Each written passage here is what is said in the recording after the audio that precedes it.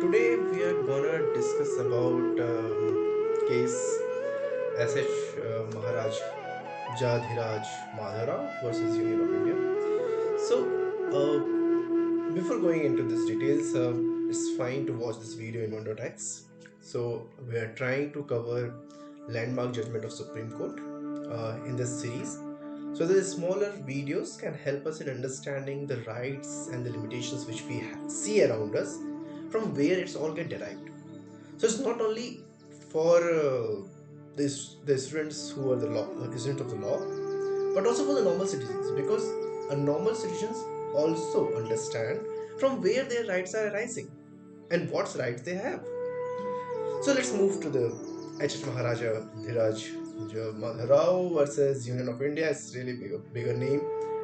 From here on, I am going to say only Madhavrao. So, first character in this whole story is Madhava. Who was Madhava? Madhava was the Maharaja of Gwalior. Okay, there was a princely state. So, we all know, right?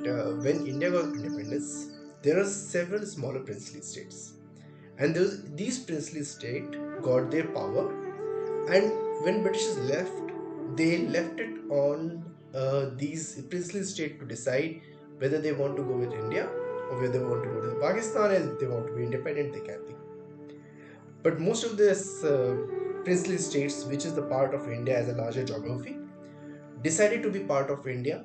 Uh, all thanks to our first Home Minister and Deputy Prime Minister uh, Vallabhbhai Patel, that we are able to integrate them together. But when we were creating this constitution in 1950, we have given them the several rights. Several rights like we have given them the privy purse, their title. So all these things was given to them as an incentive for them to become a part of India. And these all rights were the part of Indian constitution. So what happened in 1970? That time Indira Gandhi's government, they decided to abolish this privy purse, okay, and remove all these titles. When we say privy purse, it's nothing but a tax rebate in the or whatever the tax they are collecting, or the smaller portion of money which they get from the government. So all these things getting abolished, and the title is getting abolished as a part of this amendment which Indira Gandhi wants to bring this in to the parliament. So Indira Gandhi bring this into the parliament, and in Lok Sabha it got passed, in Rajya Sabha it got defeated. So, in a sense, because it's defeated in Rajya Sabha, so this amendment cannot be included as a part of constitution and cannot be changed into the constitution. But what happened after a few hours of this getting defeated into the Rajya Sabha? At that time, our president V.V. Giri signed an instrument of withdrawing the recognition to all the rulers. So he signed an the instrument saying that, okay, from now on, no rulers, no princes, nothing, and no, we are not going to recognize any rulers. So this particular order was challenged by the Madhara. So basically, Madhara was the Maharaja of Gwalior. It's the same Gwalior, dynasty, which is today also known as Sindhya family, Sindhya dynasty. So that's happened, and then they challenged it in the Supreme Court, saying that under Article 32, they moved to the Supreme Court with a petition saying that President doesn't have this power. President cannot abolish this privy purse, and because they doesn't have these powers under the Constitution, it should be treated as a void. So that was a contention contested by Madharao into the Supreme Court under Article 32. As we know, if you don't know, I'll just tell you quickly. 32 is the part of part 3 of the Constitution, which guarantees the fundamental rights of any citizen. When I say fundamental right of any citizens, and if it's that is getting violated, the citizens can reach out to the Supreme Court directly. So that's what is being guaranteed, and under this, Madhav approach to Supreme Court. So the question comes that what all fundamental rights are getting violated. So earlier at that point of time in 1970, there used to be a clause from the perspective of people who are also from the field of laws, 191F, which says that every person have a right to acquire property or dispose their property. Okay. Then there is Article 21, which talks about the life protection of life and personal liberty. There was Article 31, which talks about the compulsory acquisition of property was not allowed. Means like government cannot acquire anyone else's property by force. So because it's being said that having a property is a fundamental. Okay, that, this was at that point of time. Okay, it's not right away. At that point of time, that is how it is being seen. So because these articles are part of part 3 and hence the fundamental rights, that's the why they were able to reach out to the Supreme Court under Article 32 for with a writ petition saying that no, saying whatever is being done by VV Giri, then president, should be struck down, and there's no chance that they can remove this fundamental right. And they said that the government has breached their responsibility, fiduciary responsibility, because there is an agreement between the rulers and the government, or you could say Union of India at that point in time, and you cannot do it in this way. Okay, they should not do this in this way.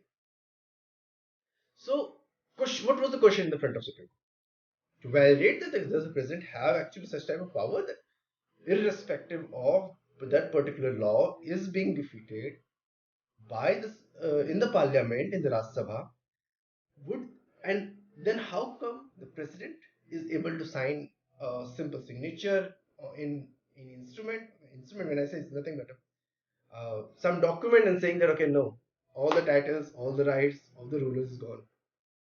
Okay, and also, like, does the government have any responsibility towards the rulers? So, because under Article 363, there is the article which is being put in, like, okay, government, any agreement between the government and the ruler cannot be challenged in the Supreme Court, and it can be decided between them all. So this is what is under Article 363. But what government, then question comes, what Supreme Court, how Supreme Court interpreted all of it. Supreme Court said that there is no supremacy of precedent. Okay, and this is something which is called as, earlier there was a doctrine of paramount, used to be at the time when the Britishers was there, which means that the king, means like British crown, have a supremacy. When I say, some people call it the doctrine of paramountcy, which means that they have a supremacy over the other ruler, and they are not at the equal footing with the uh, king or the company which was ruling on behest of the king in in the Britain or the UK. So Supreme Court said that there is nothing like a paramountcy. The president doesn't have that type of a power, or that type of power derived from the constitution, because president itself is bounded by the rights provided in the constitution. So these type of paramountcy or supremacy against the citizens of India, it cannot be allowed, and it's against it. And this said that even though under Article 363 it is said that any agreement between the rulers and the princely states and the government is cannot be challenged to the Supreme Court, but on the other hand, this complete writ petition is on the fundamental rights, right? So, as these rulers or the princes are the part of India and the citizen of India, so all the rights which is provided in the part 3 of the constitution still applies to them.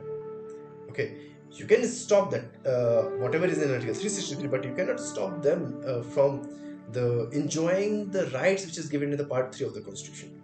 So that's the place where this make complete standing of ruler to approach Supreme Court to for relief, and hence, because president moved beyond the power which is provided in the constitution, hence Supreme Court struck down this complete amendment. Okay, and said that no, parliament refused it, then president doesn't have power or executive power, so we say, to perform such type of things.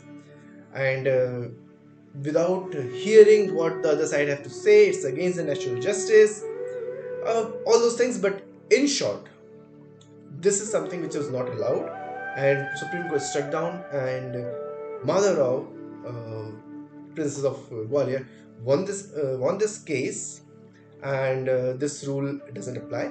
But another question comes that today we see that they do not enjoy those titles.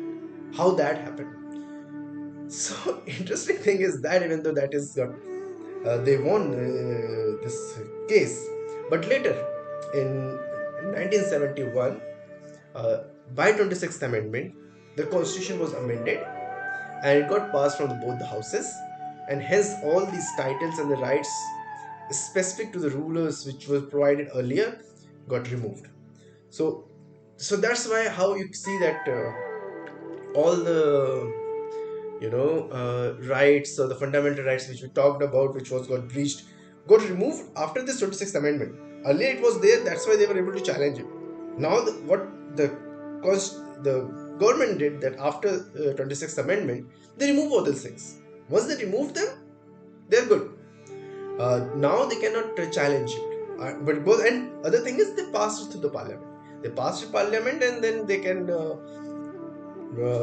take away all the rights which were given specifically to them, which was creating inequality between the citizens, because irrespective whatever the history was, they were ruler earlier, but now they are the citizens only, which is an eye of government, everyone is equal.